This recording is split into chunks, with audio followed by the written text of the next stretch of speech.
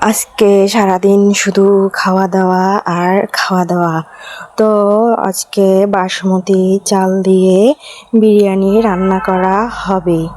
এখানে হচ্ছে গরুর মাংসটা আমি ভিজিয়ে রাখতেছি, আর হচ্ছে 1 কেজি বাসমতি চাল ছিল, সেটাও পানি দিয়ে ভিজিয়ে রেখেছি। এই তো বিরিয়ানি হয়ে গেছে।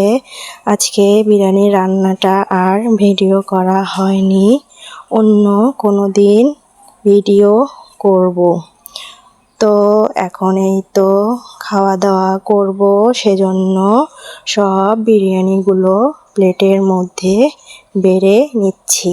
বিরিয়ানিটা খেতে অনেক মজা হয়েছিল। তারপর হচ্ছে বিকালে একটু বাইরে গেছিলাম সবাই মিলে।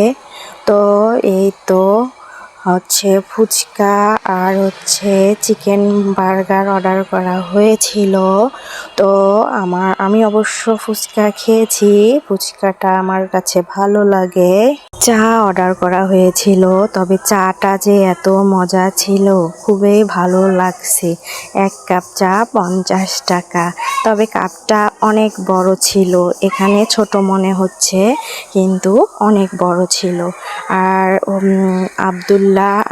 আব্দুল্লাহর মামাতো বোন খুব খেলতেছিল ভেতরে, অনেক বাচ্চা কাচ্চা ছিল আরও। তো এরা দুইজন খুব মজা করছিল আর খেলতেছিল। তো যাই হোক, বাচ্চাদের নিয়ে একটু বাইরে ঘোরাঘুরি করলে ওদেরও ভালো লাগে, আমাদেরও ভালো লাগে। তো ওরা খুব খুশি হয়েছিল সবাই। তারপর বিকালে তো একটু ঘুরছি, ঘোরার পর রেস্টুরেন্টে খাওয়া দাওয়ার পর আবার বাসায় চলে আসছি। তারপর হচ্ছে বাসায় রান্না বান্না করা হয়েছে, সেগুলো খাওয়া দাওয়া করা হয়েছিল। তারপর হচ্ছে আসলে ঘুরতে গেলে সবারই ভালো লাগে, বাচ্চাদেরও খুব ভালো লাগে। মাঝে মাঝে বাচ্চাদেরকে এভাবে ঘুরতে নিয়ে যাওয়া দরকার। তো সব সময় তো বাচ্চা কাচ্চারা বন্দি থাকে ঘরের ভেতরে। এখনকার বাচ্চা কাচ্চারা তো আগের বাচ্চাদের মতো বাইরে খেলতে যায় না। আমরা তো আগে বাইরেই খেলতাম, আর এখন তো ওদের শুধু ঘর আর হচ্ছে স্কুল, প্রাইভেট কোচিং এগুলো দিয়েই সময় পার হয়ে যায়।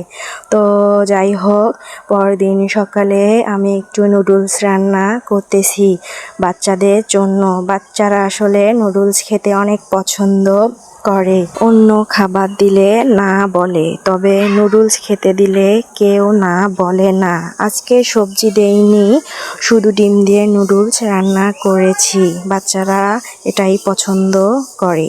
সবাই ভালো থাকবেন, সুস্থ থাকবেন। আল্লাহ হাফেজ।